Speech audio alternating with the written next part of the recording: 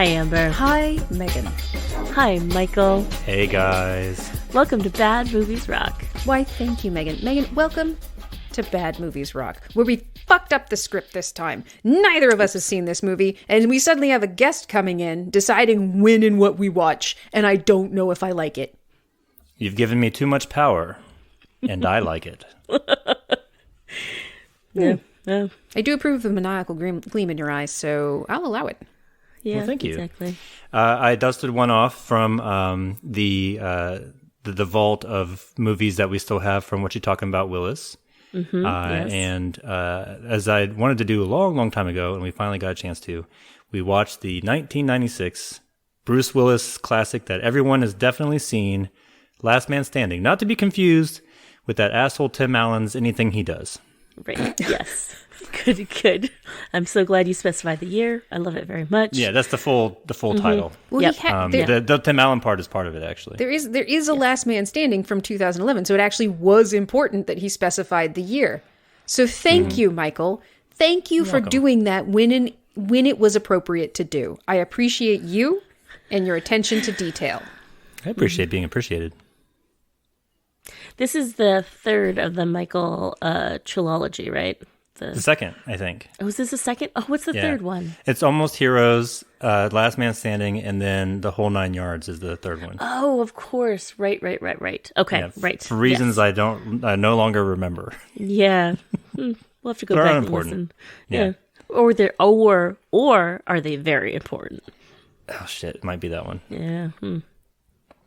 I find this extra appropriate on the heels of Practical Magic because Bruce Willis inexplicably came up in that one because one of the reviewers, in reviewing Practical Magic, lamented the absence of Bruce Willis walking in a sweaty white white wife beater and scratching his belly.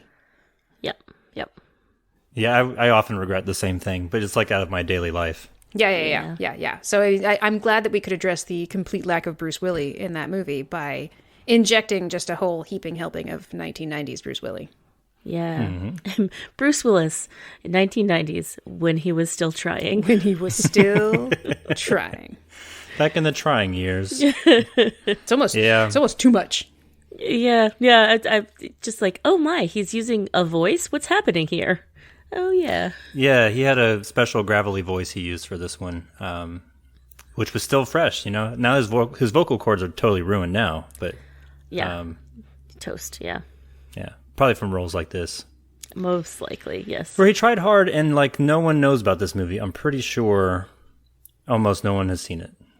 Yeah, I mean, it didn't make back its budget at the box office, so that would be about right.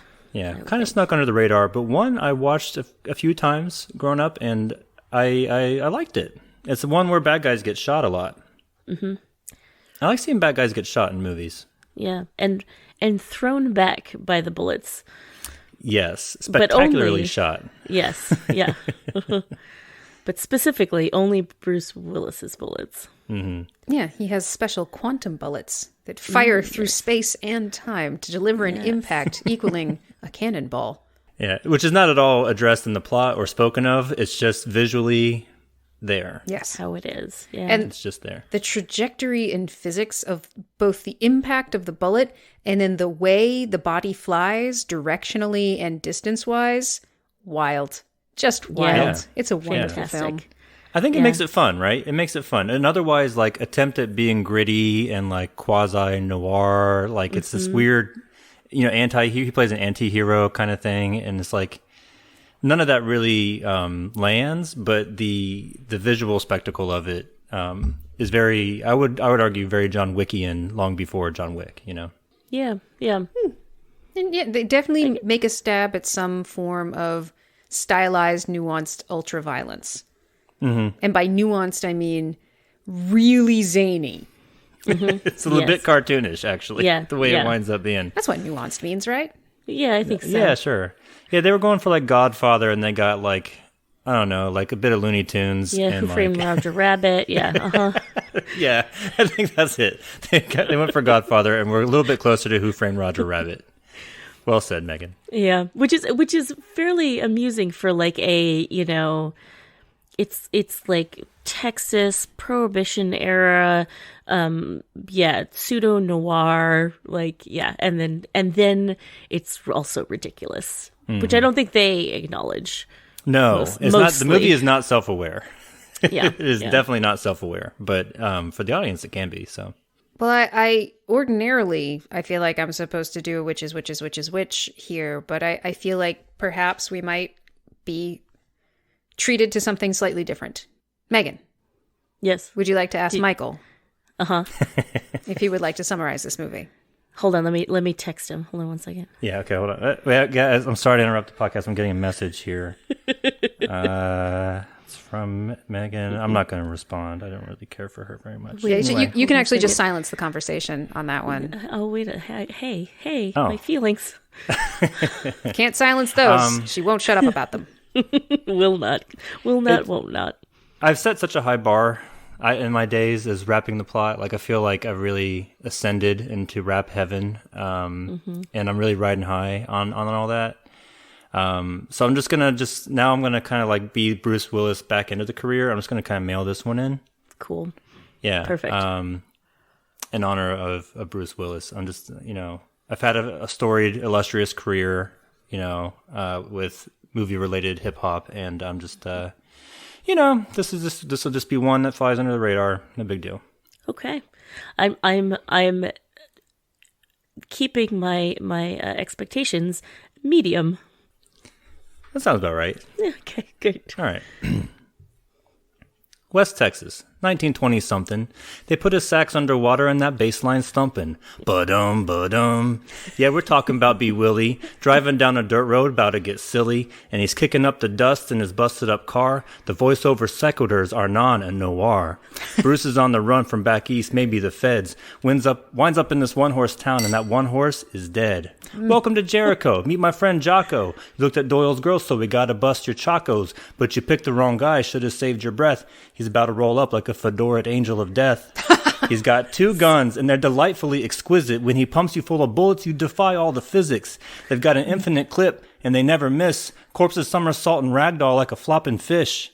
The sheriff is no good. He's crooked and paid off. Bartender Joe's nice, but something about him is way off. Then Bruce decides he'll play both sides, goes down the street to Strozzi and signs up with those guys. Strozzi puts all the spaghetti in this western flick. Giorgio gets slapped around because he's a dick. Then there's double cross and cover-ups, bootleg heists and stolen trucks, switching sides for avocation and attempted assassination. Bruce now switched to Doyle's dole, won't take up a full-time role, pumping girls for information and a bit of fornication. Machiavelli plans will come. Man, these fucking gangsters dumb. The money's only good enough to get those ladies on a bus, except for Doyle's girl. Up in a church, when she goes missing, up goes the search. Hickey's brain's the only one that's ticking. They find Bruce and beat him sick. Then it's time to roll up once more with them guns. The arguments become now quite ad hominem. The bodies dropping one by one or flying up close to the sun. Next thing you know, the credits roll. The booty sax is talking. And thus ends an elaborate PSA about the dangers of jaywalking. Nicely done, Michael.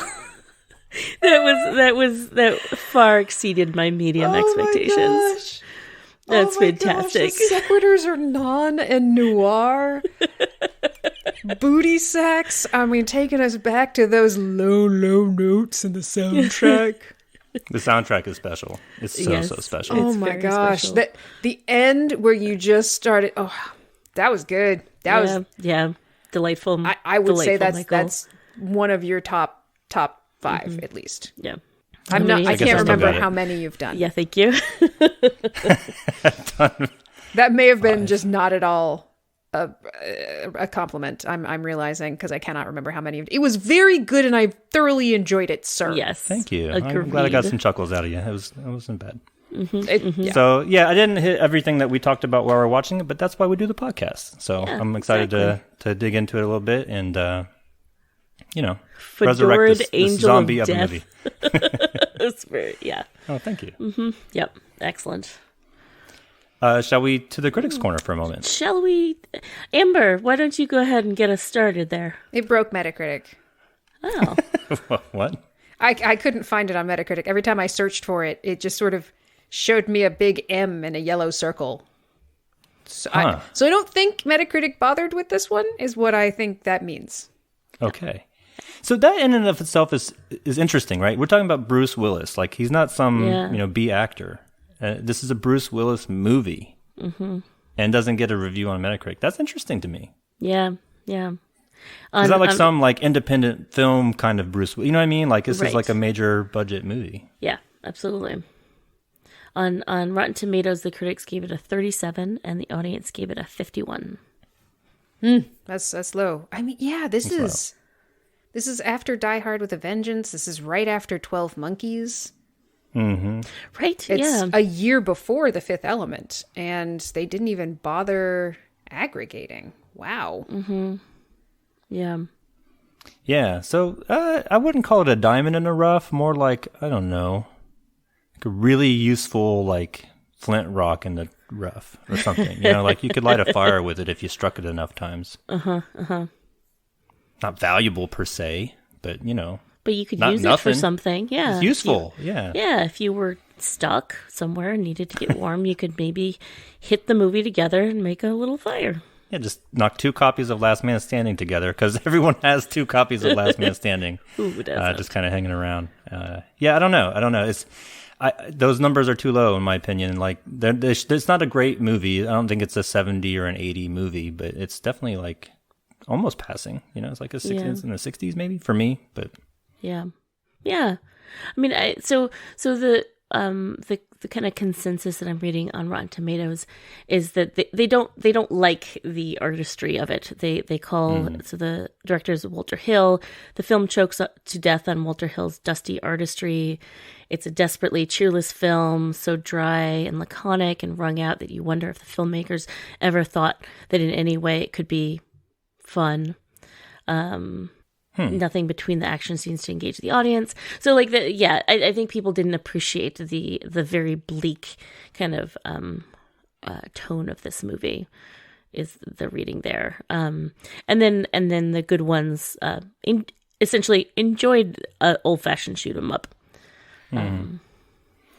It's funny. Like, I wouldn't call this an avant-garde movie by any stretch, but like, in a way, it's a little bit ahead of its time, because gritty has been the last 10 years of movies, in my opinion, right? Like, there's just so many gritty anti-hero stuff that gets put out now, where, maybe they just weren't ready for it in 1996. It seems like that seems to be the reaction, right? They're like, oh, there's nothing to enjoy here. It's like, yeah, we're starting to get beat down, like by the 2010s, we're like, everyone's just kind of over it, whatever it is. Mm-hmm. Plot. Yeah. Joy. Plot. Yeah, exactly. Who needs humanity? Those things? Now we just want, a gritty, individualistic, ultra-violent hero against impossible odds who just gets progressively more and more beat up, bedraggled, and nihilistic as they fight their way through endless streams of faceless, pointless bad guys of varying skill levels. Right. Something like that. But at least the choreography is fucking sick. You mean in movies nowadays? Yeah. Yeah. There's not much choreography to speak of. I mean, it's a shooter movie, right? So, well, they had to choreograph those physics that don't pertain. They needed a lot of life. trampolines and helium and I don't know what else. Just a lot of shoes, wires and harnesses, so that they could just pull them up and back and jerk roll them people over. back like rag dolls up into the sky and then down again. Inexplicably 90 degrees to the left from where the bullet struck him. Just spun him around. Yep. Yeah. We didn't really talk much about Christopher Walken in this movie, and I think he does an awesome job as a gangster by the name of Hickey. And he's got like this boogeyman backstory situation that gets bandied out throughout the story. So I think that's where you find the fun in this movie is in Christopher Walken, and then some comic relief from the bartender, and maybe just some ironic humor from the really bad voiceovers that Bruce Willis does. Yep. They're only bad in terms of content because a lot of what he's saying doesn't really make sense. Oh, it makes no sense. Yeah. Like one of my favorite lines was, "It was the kind of place that looked like chicken fried steak was the special." I don't know what that means. What does that mean? I'm not sure what you're trying to say about this place. That it's not like fancy, I guess, because chicken fried steak isn't fancy, but that sort of like describes a diner. A diner is going to have steak au poivre as a special. Right. You know, it'll be burger and fries with the I don't know what you're trying to tell me. It's weird, right? Because he's in the middle of nowhere. Jericho is well established as a, backwater dirt town that people just drive through on the way to something better. And it's like, why does he need to like bring up a menu of some Right. Yeah. of some place in order to like denigrate it is what the idea was, I think. And it also seems like where they are in Jericho, you'd be lucky to get a chicken fried steak. Yeah, like I think that would be pretty nice. I feel like whiskey is what they subsist on out there, pretty much. This film establishes a town that is so far into the west that Bruce Willis took forever on knot roads in his old Ford to get there. And then once he got there, he discovered that basically the only people left in this town are criminals. Mm-hmm. And then there's a bar owner, an undertaker, and a sheriff who's crooked. So kind of a gray area as to whether or not this individual is a criminal. Oh, that's not true. There's also the mechanic. Right. There's also There's Cletus. the mechanic. I almost forgot the mechanic. Yep. So and the sex worker. Worker. It's I hard mean, to say. you We know, only see one. Yeah. So shrug. Yeah. And yeah, It's implied that there's lots of girls, but the women essentially. Megan, I was talking about humans in the Oh, movie. excuse me. You're right. I apologize. people with agency. I hadn't gotten to the women yet. Yeah, gotcha. Fair. There are, as far as we can tell, a total of 3 women. Mm-hmm. One of them is for hire. The other 2 are already engaged as the property of men. Quite almost literally, yes. Yeah, belonging one of each to the gang leaders of the 2 gangs that are in the town. So Indeed. each of the gang leaders has a girl. Indeed. Yes. One Doyle who won the aforementioned lady in a card game from her husband. Mm-hmm. So literally property. Yes. Property that he likes to have cross the street in front of cars from time to time. Yes. Now we've well left the critics' corner to discuss the main theme of this movie, apparently. So when Bruce Willis drives into this town, like we get a couple of like ominous foreshadowing. There's a dead horse like in the middle of the town that's just collecting flies. There's nobody seen walking along the sidewalk of the town. There's a couple cars here and there, and he in this no traffic, totally quiet road. All of a sudden, he has to hit the brakes because some people start walking by.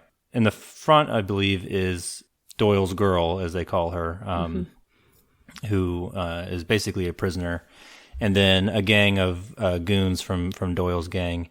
And they're really upset with Bruce Willis because he looked at her. He looked at Doyle's girl. Through the windshield while he was stopping, so he didn't run them over? Yeah, pretty much. It really is. If he hadn't stopped, he would have hit them because they chose to cross the road directly in front of him. And it's 2 men, holding a woman as they cross the street directly. In. He's the only car. There are no other cars. There's no traffic here. It is thoroughly empty. But yeah, they got to cross right in front of them. And before she and her entourage has even disappeared into the next building, 8 men suddenly appear and tell him, "You don't look at Doyle's girl," as though they saw the car at the edge of town and they thought to themselves, "I'm bored. You know what we should do? Bored. So bored. We should just make her walk in front of his car and we could just like set up. He won't even see us. We'll just suddenly appear and then we'll fuck up his car." Yeah. Yep. They fucked up the wrong car. He very calmly like lets them like smash his car and blow out the tire and windshield and everything, and it's kind of just sits there, doesn't bat an eye really, and they kind of walk off laughing. And so he's like, "Well, okay." He kind of shrugs his shoulders, and you can already see like Bruce Willis is playing like this cold-blooded killer. Like it's insinuated throughout the movie that he was involved with gangs in like Chicago or and is maybe on the run from something he did up north or up back east or whatever. He's trying to figure out like, am I just going to go shoot this guy for revenge, or am I going to like try and make some money while I'm here? And so he basically chooses both. Yeah. Yes, he does. Yeah. Yeah. Yes. He walks into Doyle's headquarters and basically very calm and casually says, "Hey, I was just thought I'd come back and ask for you to pay for my car," basically, right? And the guy's like, "I think you're going to have to kill me," And it's like, okay. Dude reaches for his gun, and the next thing he knows, he's being like pulled like a parachute string. Just 25 feet. Like he flies so far and rolls so much. It's like he was hit with a cannonball more than a couple of pistol shots. And a cannonball like in an upward motion so that he got some like air time first. Yes. Before the flipping. Absolutely. He curls in at the point of impact as though a medicine ball has connected with his gut at great speed. And then he's flung backwards somehow, despite the curl in, such that when he hits the ground, which takes a minute because he was flung so far and so high, that he then ass over kettles. Yes. And then sort of rolls horizontally, log style, at the end there. It's beautiful. It's a ballet. Yeah. It's in slow motion, so you get that full effect. It's this cue that this movie is going to be a little bit different, that I don't know that it ever really fulfills that promise, but for a spark of a moment, you're like, holy shit, what's happening here? Like, what the hell? It seems like that must have been on purpose, right? Oh, there's no way it wasn't, right? Because like, you can't not stuntman physics. that. Yeah. So, yeah. I think, They would have had, they had to have some way to fling him. A human person cannot throw themselves bodily that far and that violently to get that level of roll and bounce. They had to have set up some sort of rigging in order to do that to him. Yeah, there's no CGI, obviously. This is all practical effects. And it actually boggles the mind to think about how did they pull that off without, like, it being totally obvious what we're looking at. You know what I mean? Because correct me if I'm wrong, but it's mostly one shot. Yeah. I think so, yeah. You were facing the dude that got shot, like, we're Bruce Willis from his point of view. And this dude is just flying away from him.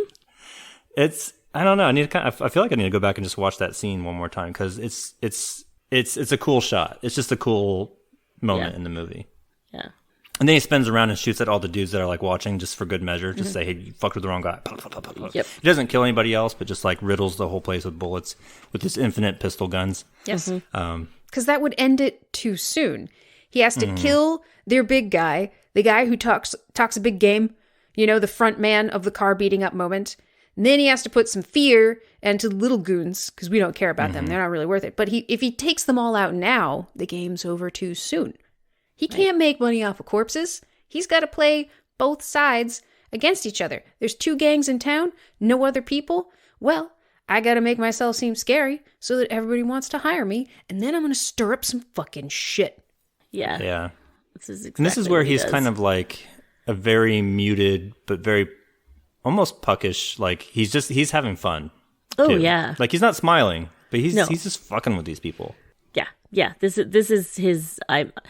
We thought that this gang was sitting in the middle of the road being bored. Bruce Willis was bored going through and was just like, meh, you stopped me. Let's see what you got. And he calculates that he is single-handedly stronger than everybody in the town, which ends up being true. But like, might as well be a god amongst ants here and collect some money and play both sides. So he goes to the other gang, which is the Italian gang, gets hired, and helps them basically pull like a heist. All the gangs are both bootleggers. So that's the competition in the town, is they're both they have their affiliated gangs back north or whatever. And so he helps, they have a truce supposedly. And so he helps, the one side kind of one up, the other and breaks the truce so that he can make money. Exactly so. But he doesn't obviously respect the people he's working for, nor does he have any loyalty to them. So as soon as an opportunity presents itself to make money from the other side, he sort of takes it, but also doesn't outright agree to work for them, seemingly just to piss them off and because he can. Yeah. It's this beautiful power play of, Yeah, give me $1,000. Yeah, I mean, I'll do this thing for you, but that doesn't mean it work for you. Right, right. Doesn't want to be tied into anybody. Yeah. They explicitly asked him to assassinate the leaders of the Italian gang, and he says, "I'm not an assassin." So he has like a weird code. Is also in this movie, and it's hard to suss out. Like he'll kill people for money, but he won't assassinate anybody. So he won't sneaky kill, but he'll Machiavellian like trick people and play them against each other to get killed. Right. So there's this weird little gray line in there. He'll pay women for sex, but he won't stand for women being beaten or abused, which does happen a lot in the movie, unfortunately. Yep. And that ends up being described as his weakness later, is that he makes some decisions that they're not in his own best interests in order to save a couple of women along the way. So I mean, interestingly, so he saves these women along the way. Does he care for these women? No, they're. I mean, one of them he has sex with, and one of them is easy on the eyes. Actually, two of them he has sex with. One he has sex with for money, and she sort of betrays him because she was in fear for her life. The other one he has sex with while also using her as a mole to get information. And the other one he doesn't have sex with, but he thinks she's pretty, and she's the one who, was won in a card game. So I think he also has a little soft spot for her sex slavery. So... So he saves these, like, he saves all the women in the town essentially, and ships them off. Yeah, like I think each of them gets like $500 from him. Yeah, to be sent off to safety. Yeah, and then he kind of, as we're kind of alluding to, he's getting into these gangs, and he kind of is pitting them against each other and kind of dismantling them from the inside out. Yeah, no, absolutely. Essentially he's found himself in the midst of two criminal organizations who have really hurt this town. They've run so many people off at this point that they can't keep the power on, and no one can run the switchboard for the phones. Like it's bad. The bar is empty. The owner is insane, so he's sticking around just to watch people get killed. I love that guy.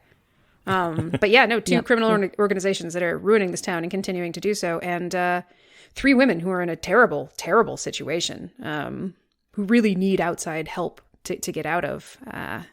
Yeah. It's You know what this reminds me of a little bit? Yeah, what's that, Amber? Taken. This doesn't sound anything like Taken. That's the thing. It does and it doesn't, Megan. Because you see how he did something about it. Oh, I see. Oh, interesting. Yeah. Every single woman was saved. Yeah. And the criminal organizations were thoroughly dismantled. Yeah. Because he had the power to do it. He could do it. Yes. So he did it. So he did it. Yeah.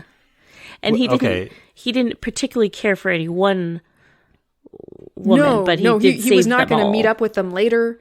They weren't related to him. They took money from him.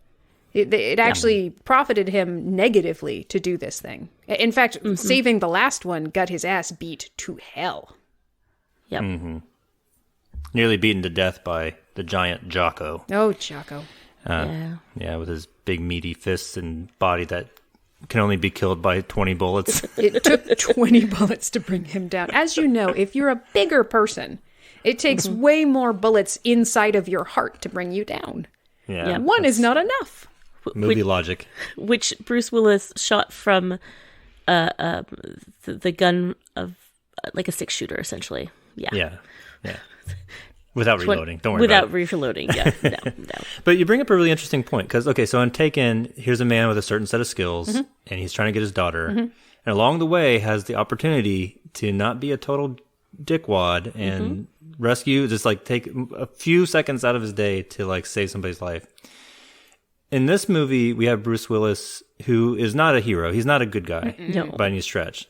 But along the way, he can go out of his way slightly, and in some ways, in like to what we were just saying, like to his detriment specifically, because what they're doing to these women is totally wrong.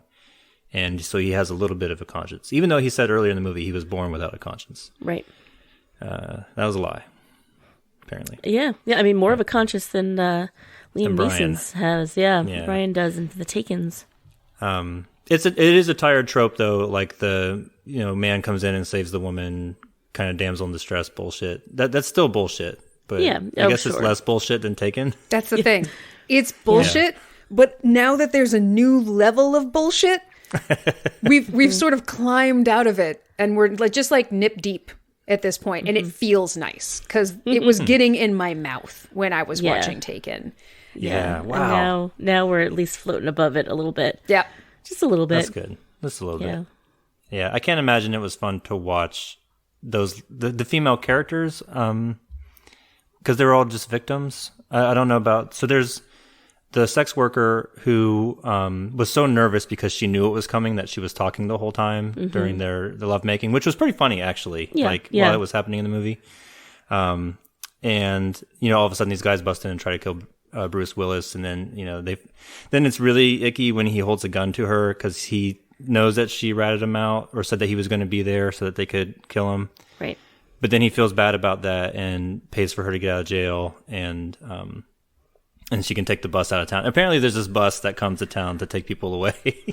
It's never seen, but it's often spoken of. Which is funny because at this point there's No one there. the two gangs, like we said, the two gangs, the sheriff and the deputy, the mechanic, And the Undertaker, Yeah. and Joe, the bartender. Is getting on and off this bus Who's getting? Why is does it this bus come coming? every day. Last stop to Jericho. Oh, wait, I'm just talking to myself. Also, I don't exist.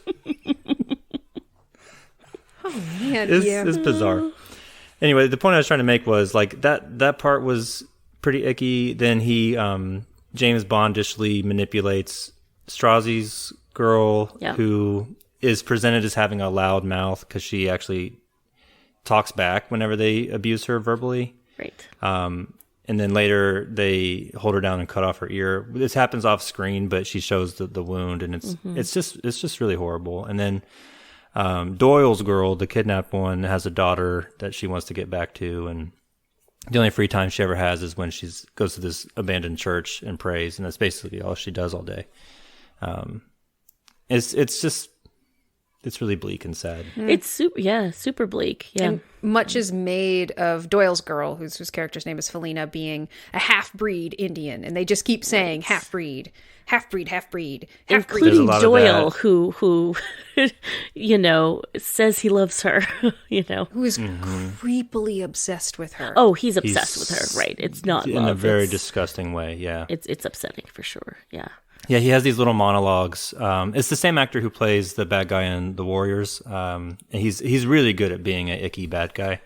And yeah, he just has these little monologues where he's like talking about how much he loves her and how thanks to him, like she was pulled up from poverty. Like she used to just live in this little village, but now she's somebody because she's my girl. Like that kind of stuff. And it's like really twisted and sick. Yeah. And it's like, I can't wait. This is why I'm coming back to liking the movie, is that Bruce Willis kills all these fuckers. Like it's it's a lot of toxic masculinity that gets riddled with bullets, which is kind of nice. Yeah. It's true. But by a pretty toxic masculine figure Yeah, as well. no doubt. But, No doubt. Yeah. Yep. But still. The competition between John Smith and Hickey in this movie is interesting. It's like I think it's supposed to be who has the least conscience or who can create the biggest aura of fear and cult of personality around them. Like after killing so many people on both sides, John Smith is like, people approach him very cautiously at some point during the movie, right? And they don't show it on screen, but you can imagine that they speak in hushed tones of John Smith just as like they would of Hickey, right? And so they're seen as these two titans, if you will. And Hickey also like has some ties back east or whatever, like with bigger gangs is the idea. And he's down in Jericho slumming it for whatever reason. And it's interesting. Like why are these two facing off at the end? It's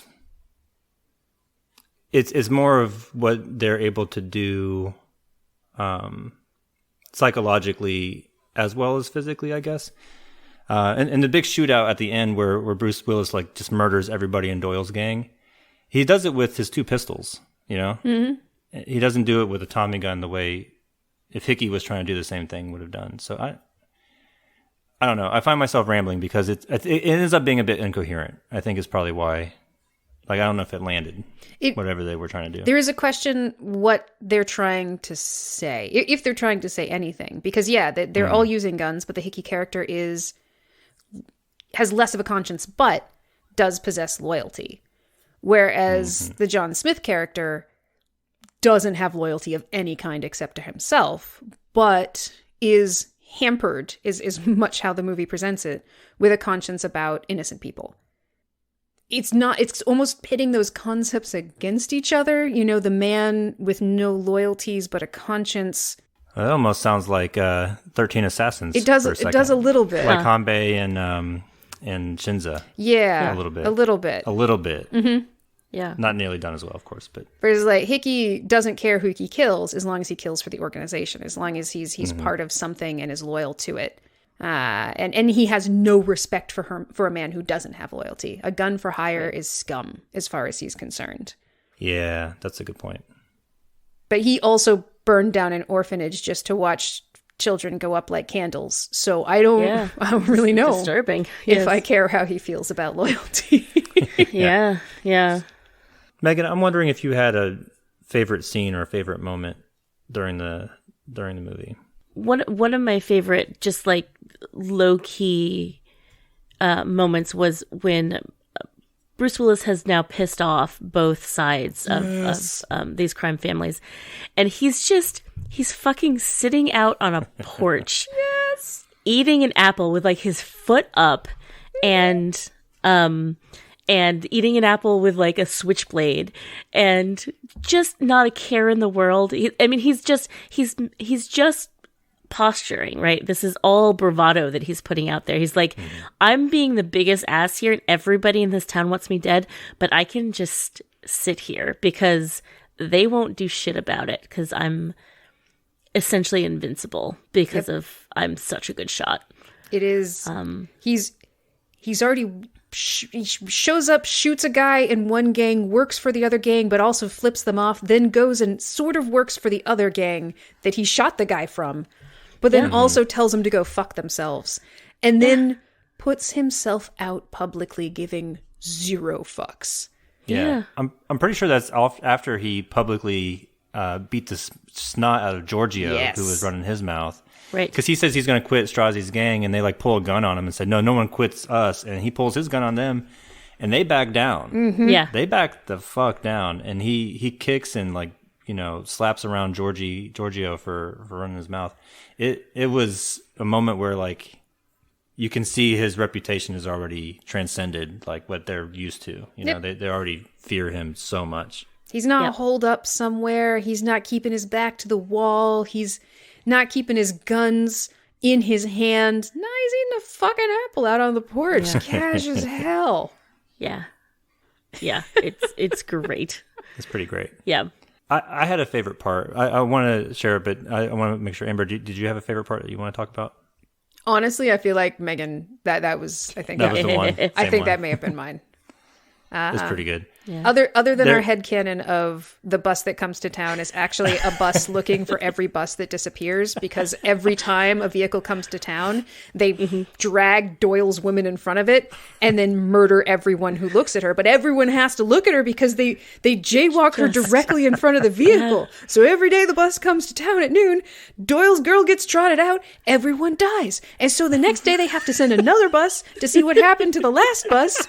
But here comes fucking Doyle's girl again. There's a bus graveyard somewhere in Jericho. Yeah. Bus graveyard out like back. Just a bus depot back there with like hundreds of buses. We missed a good chunk of the movie because we were laughing so hard at this end joke. It was pretty good, though, because the moment we realized that that's not the first time that they must have walked in front of a car going down the street. Yeah. You know what I mean? Like that. Yeah. That was wonderful.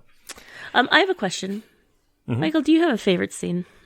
I do. It's funny because it doesn't super duper involve Bruce Willis a whole lot. So he gets brought in. Long story short, there's a border patrol agent that gets killed in the back and forth of all this double crossing, and I think Hickey shoots him in Mexico to get revenge for this and that. So this ranger, this marshal, or some higher up in law enforcement comes in. He gives this really yes. great speech to, he's got this like wild look in his eye. And he basically says something like, I'm not an idealist. I think that, a certain amount of corruption in human nature is fine, but 2 gangs is too many. So I'm going to come back and with 20 shooters, and there's either going to be 1 gang in town or no gangs in town. Mm-hmm. I was like, you thought Bruce Willis was like fucking the man. This guy is like, he's confident. He's like, I'm just going to kill all the gangs. Everybody, unless one side wins. Yeah. If you make me come back to town and there's still 2 gangs here, everybody dies. Yes, that is exactly what he said. Yep. This town is this left dude with is in the 3 movie people. for like 2 minutes, and it gives me shivers every time. I was like, okay. Okay, Dad, I'm sorry. Yes, it definitely has that feeling of, okay, you know what? We knew what was going on here, and we were fine with it because who the fuck cares? Like, all the good people left. It's some shitheel town. But you killed a border agent. Yeah. So now we have to give a shit. And I don't want to do that. So here's what's going to happen. I come back and there's 1 gang. We walk away. We get it. Crime happens. If there's still 2, this town is gone. We are done. Yep, it is such a nuke it from space just to be sure. Yeah, exactly. Yeah. Yes. Yeah. There's some kind of real, I'm not even sure how to articulate it, but there's some kind of realpolitik there, or some kind of just like, I don't know, death from above, Wyatt Earp kind of badassery there. I just don't know what it is, but he's saying this to Bruce Willis, who's supposed to be the badass of the movie, and Bruce Willis is sitting there like almost like a kid. Yeah.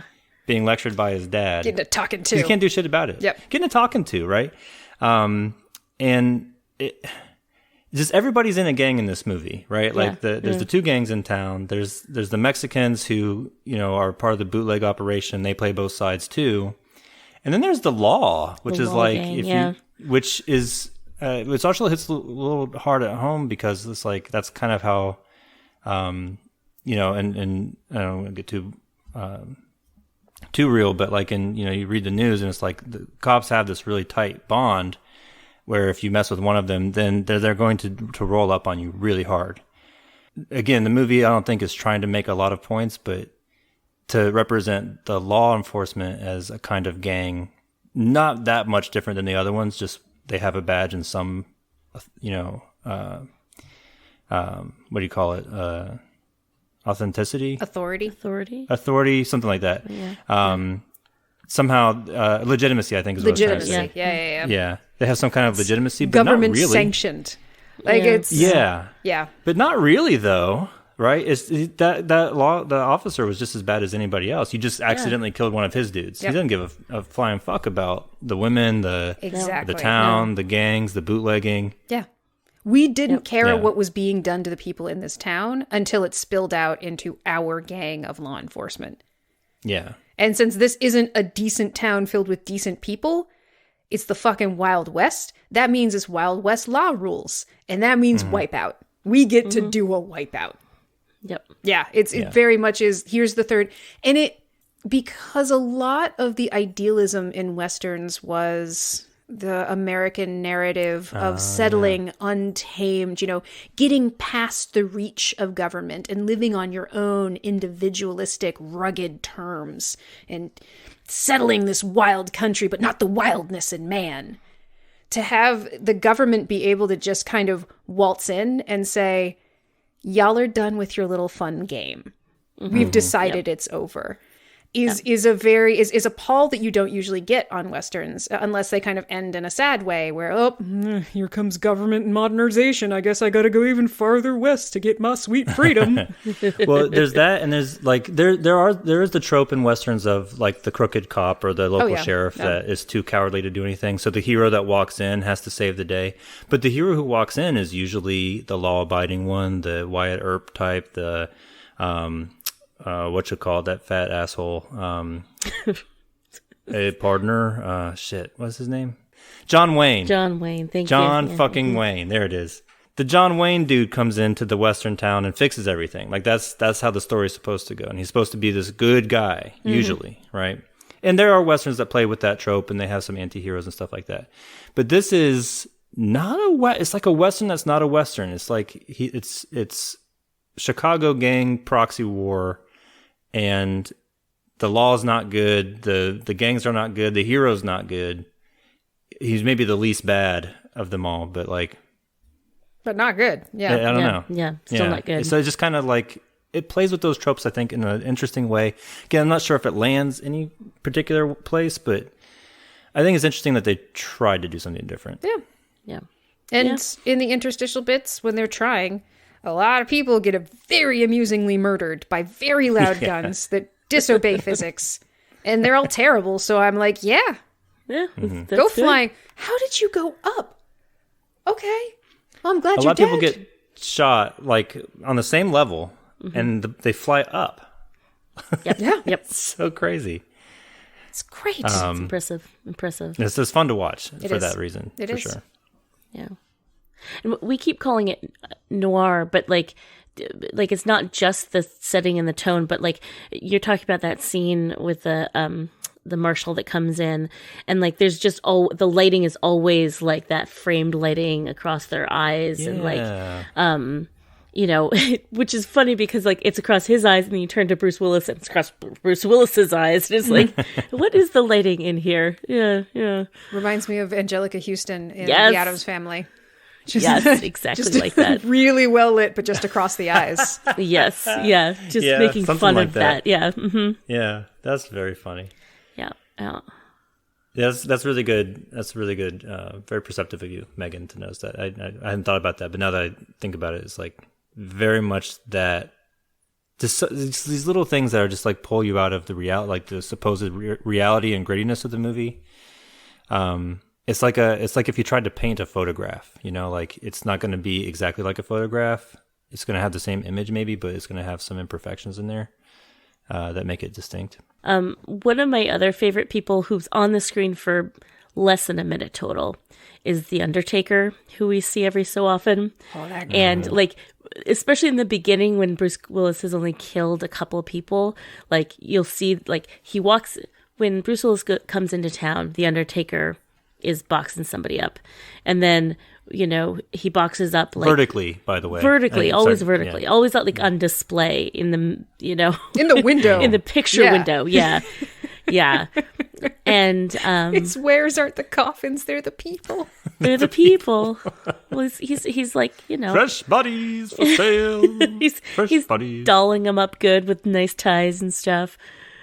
And then like subsequently, like other people that Bruce Willis murders end up in that same picture window, and the Undertaker like always gives like a little smile and a tip of the cap to to John Smith because it's giving him business. And It's funny. It is. just delightful. Yeah. It's funny. Yep. It's one of the little moments of delight. It's like Right, that's exactly. pretty funny. Just sort of a wink and a nudge and a self-awareness. At the end, when true massacres are happening, he gets a full doff of the cap. And sort of true, like, yeah. And a bow. and a bow. Like, my hat's off to you, fair murderer. Look at the fruits Yeah, of your although- labors. At that point, there's literally no one left to pay the Undertaker, though. Agreed. I think those bodies are just going to rot. Yeah. And it makes you realize this shit was just for him. It wasn't about the money. No, yeah, exactly. I believe that 100%. That is definitely the case. Nobody was paying him the whole time. The whole He time. just likes making up dead bodies. Well, there hasn't been He an survives by Undertaker eating in the here cadavers. for 50 years. Very good, Megan. Every single one of these Undertaker. coffins is full. He doesn't bury them. We don't have a graveyard in town. How come nobody noticed this? Yay, delightful. Last Man Standing 2, The Undertaker story. Yes, please. Yeah, do we want to like wrap it up with that final scene, or is there other things folks want to talk about? Yeah. I think the final moment, I'm not sure what I want to say about it. So, you know, Bruce has been beat up. He kills everybody in Doyle's gang except for Doyle and Hickey. And so they drive up to the abandoned church where he's been hiding out. And they have this standoff. So I was thinking about our other hand cannon shit that we started talking about. Yeah, we'll get there. Megan started laughing, so I started laughing. I'm sorry. I was thinking the same thing. Uh-huh. Okay, I actually, I'm not sure I remember. So let me keep talking and then you interrupt me Go with ahead. Yeah. the funny thing. so Doyle is like, we can bury the hatchet. Like after he's lost everything. And he's like, we can bury the hatchet, and I want to find my girl. And he starts monologuing about his girl again. Obsessed. And then, yeah. blow! Yeah. He gets shot, and it's not Bruce Willis that shoots him. It's Joe. It's Joe. Joe, the bartender. Yep. Lays out, and that's actually another really favorite moment of mine because he wanted revenge for what was done to the town and all the decent people that were run off. And Joe's a little bit squirrely and kooky, but he that was nice to see somebody from the town actually give some justice, Yep. And then I think he literally says, well, that's it. I'm just going to watch from now. And he goes and hides behind a burnout table. Yep. It's hilarious. It's very good. He almost does a little jig, his shoulders go up to his ears well, okay, I'm done. Doot, doot, doot, doot, doot. And so then it's just John Smith and Hickey, and he did this routine earlier in the movie where he's like, I don't want to fight, and he drops his Tommy gun. He's like, I don't want to die in Texas, maybe Chicago, maybe I'll see you there someday. And then he turns around and he's about to get back in the car, but he says this line, he says, you're not the kind of guy that would shoot a man in the back. And earlier in the movie, he said the same thing, and then he turned around and blasted a whole bunch of people. Yeah. But then he turns around and Bruce Willis shoots him, and that's it. Yeah. But he falls really funny. He instead of flying into the air like everyone else that Bruce Willis shoots, he just kind of falls the wrong way. Yeah, he falls forward and to the right somehow. He shoots off to the right. The bullet hits him head on, but he shoots off that way. Yeah. And then also sort of spins around. And then ends up head over. Yeah, it's very And then confusing. almost melts into the ground like the Wicked Witch of the West. Yeah, he's just he just sort of puddle. Just Yeah, it's good stuff. So that was, it was a little anticlimactic, but they tried to set that up with the scene earlier in the movie, and it was fine. Yep. And then Bruce just gets in his car and drives away. He's broken, penniless, has gained nothing. Yep. Except he just maybe a lot of experience points for killing all the people in the town. That's right. Yes, he might have leveled up a couple times. He was grinding for sure. Yeah. Yeah. Oh, and probably maybe changed his sort of reputation in the world by helping out those women. Yeah, could be. Maybe he's trying to switch alignments. I don't know. Yeah, could be. I think the reason I was laughing, and my guess is the reason Megan was laughing, is that, Michael, do you remember how they found him in the abandoned church? This is another amazing moment where, so he's recovering from getting his ass beat so bad, and Joe and the sheriff switches a little bit too. He decides to help John Smith out, so they hide him up in the abandoned church. But apparently they're making daily food runs. They say because the sheriff shows up and he's like, I'm sorry, but they got Joe. It was just too obvious. All the food and medicine that he was bringing out here every day. It's like, every day? That was your plan? Every day? You brought him food every day, you weirdos? You do see Joe sort of busily, practically humming, putting together this very obvious care package in his bar of loaves of bread and giant rolls of bandages. Yeah, it's not there's only one subtle. place he's going. It's not subtle at all. And the gangsters roll into the bar. Get some stuff for like, John. He might as well have been singing that. And it's surprised when the gangsters show up and kidnap him and all that. So it's comical how surreptitious he wasn't. Yes. Yeah. There's nobody in this town. The fact that someone was leaving and coming back every single day should have made them very suspicious. They didn't have to torture him. They just had to follow him. Yeah. Uh-huh. Yeah. Yeah. Yeah. Mm-hmm. And that is actually the other show of conscience.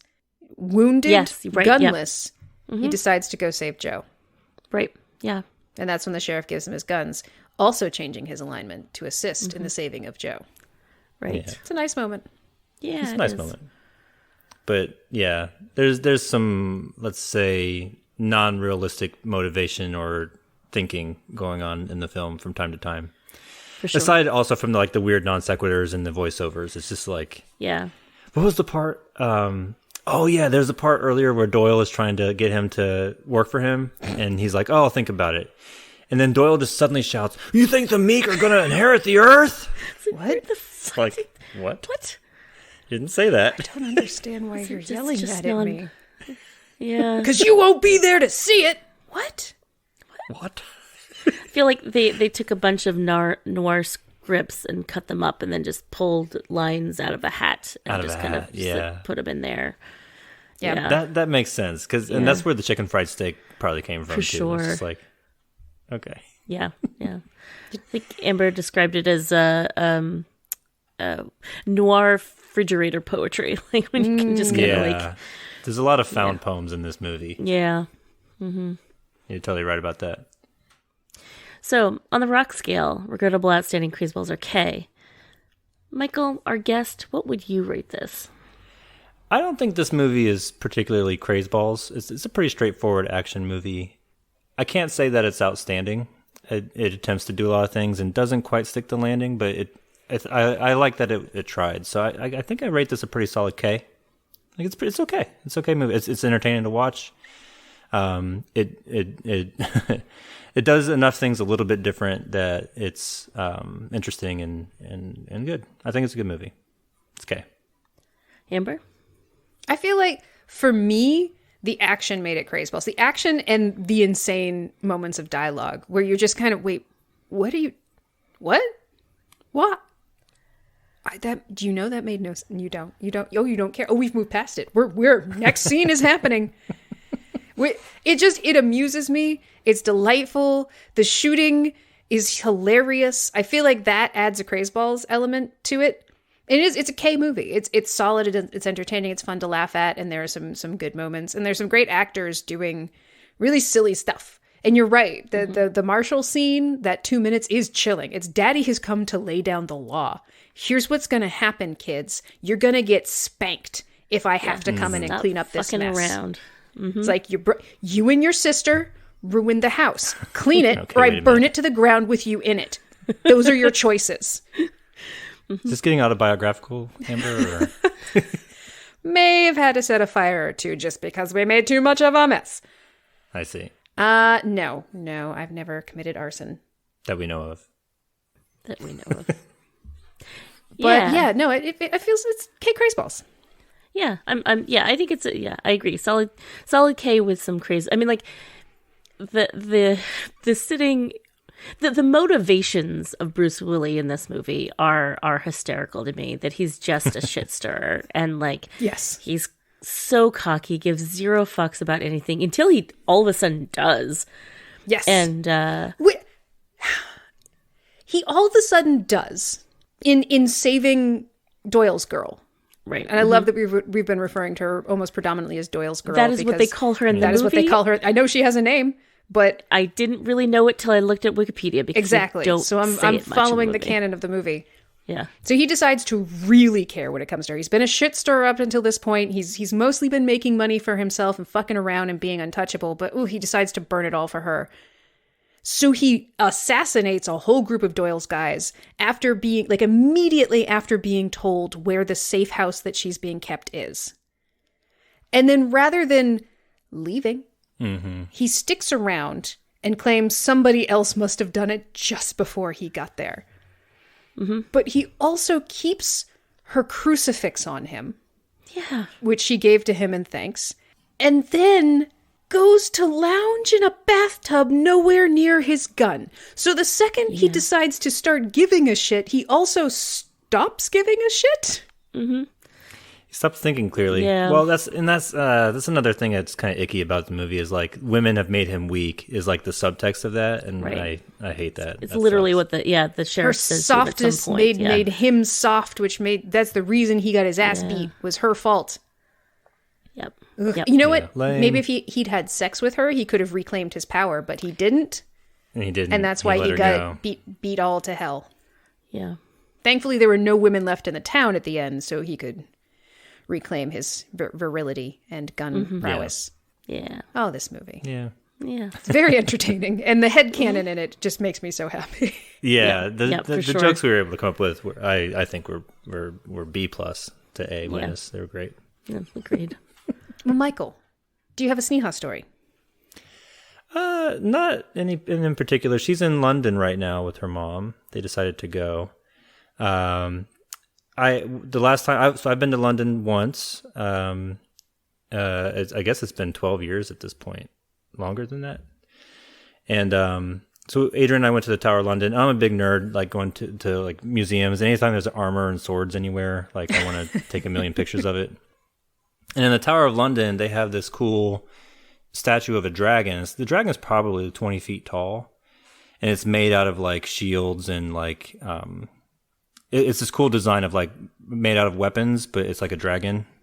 It's pretty cool looking. So I have this. It's still my Facebook photo because I haven't been on Facebook in 12 years either. Where I'm like raising my fists like I'm about to square off with the dragon. And so Adrian is with Sneha in London now, and they went to the Tower of London, and I got a bunch of pictures like sent while I was sleeping of Sneha squaring off with the dragon and like doing a fight with the dragon. And she was really excited to do that because Adrian told her the story of me fighting the dragon. Anyway, I have lots of stories that I tell Sneha about how I have a big decorative sword that I bought. This is another long story. The one and only time I was ever on eBay, I accidentally bought a sword. Yeah. But anyway, it hangs in my house, and I tell Sneha all these crazy stories about how like I would fight dragons or befriend dragons or like go into the cave. And I would take my dragon slayer sword with me, of course. And so I think that she still kind of buys into that. I don't think that she believes it at all, but like the fun of telling these dragon stories. And now she has a dragon story where she got to fight the dragon. Awesome. It's kind of cool. Yay. Guess it's time for a sword then. Yep. I guess I need to get on eBay now. Yep, get on eBay for the second time ever. Time to whoopsie buy a sword. Whoopsie doodle. All right, Megan, do you have a quick niece's story? We're running long here. I know. So, hearkening back a long time ago to Christmas, Maddie was really enjoying presents just in general, and so she would sometimes help open the present. And whether or not it was for her or not, she would say, "Oh, it's so pretty. What is it?" It was just a very like innocent of like, "Oh, this is fantastic. I wonder what it is." Like it didn't matter. It was socks or like a book, but like it was always so exciting. It came out of a wrapped box and therefore is magical by association. I get it. Yeah. The magic of Christmas in a child, like everything. Like, oh, that tissue on the ground is it's like a snowflake. You know, like their imagination is just like so. Yeah, absolutely activated. Yep. So that's and that's very sweet. Yeah. Excellent. Anybody have recommendations that they'd like to share? You guys already recommended Vox Machina. We did yeah. tacitly, sort of. Mostly so I can just say, mostly to you. Amber and Megan got it right. Yeah, so this is a question that we actually proposed on that podcast of like, what does somebody who hasn't watched many hours of Critical Role think of this? Michael. I enjoyed it. Yeah, it's a ragtag band of ne'er-do-wells who save the world. It's always a fun thing to do. It vacillates between being very, very funny and very, very lighthearted to being very, very dark and serious, and it does it well, I think. And, you know, when you have a big cast, it can be hard to give everybody meaningful screen time, but there's something delightful about each of the characters, and I thought it was great. Excellent. Yeah. I don't know how you fit 100 hours of content into 12 30-minute episodes, but they found a way. Yeah. Animation's awesome. It's awesome. Yeah. Interesting. All right. Excellent. A data point. Yeah. Amber and Megan got it right. Love to hear it. Well, this has been lovely. I love our guest episodes, Michael. We'll have to do one again soon. Maybe very soon. And, I hope you both have a good weekend this year. I guess we can say goodbye Thank you. here. Yeah. Well, absolutely. Absolutely. I'll close like I always do with first by asking, does everybody remember Bruce Willis's singing phase with his alter ego Bruno? No. Strange. No, I've wiped it from my memory if I ever knew. Okay, so here's a song called Coming Right Up. May I take your order, bourbon on the rocks, splash of water, coming right up. All alone? Don't be nervous. Bruno's here, baby. I'm at your service. No. What? Sung by Bruce Willis himself. Why did he do that? Why did he It was a whole thing. What was he thinking? Why is she nervous? Why are you taking note of the fact that she's nervous and state she's nervous because of you, Bruno? Back the fuck off. Yep. Listen, I don't mean to offend anybody, but there is no good person named Bruno in the world that I can think of. Yeah, we don't talk about Bruno. Okay. Yeah, check out The Return of Bruno, released in 1987. Bruce Willis's singing album. 1987? Yeah, that's what I got. This is like before his acting career. Most of these white guy actors do their singing jaunt after they've made it. Fascinating. Yeah, isn't it though? Huh. And he went on to have a career after this, you say? Even after this, yeah. Weird. How about that? Huh. Yep. Failing up. Failing up. The white guy way. The white guy way, 101. Oh boy. That's how I keep getting on this podcast. Little do you know, this is a white guy honeypot. This is down, my friend. This is rock bottom every time. Yay. All right. I love you guys. Thank you so much. Love you. Bye. Bye.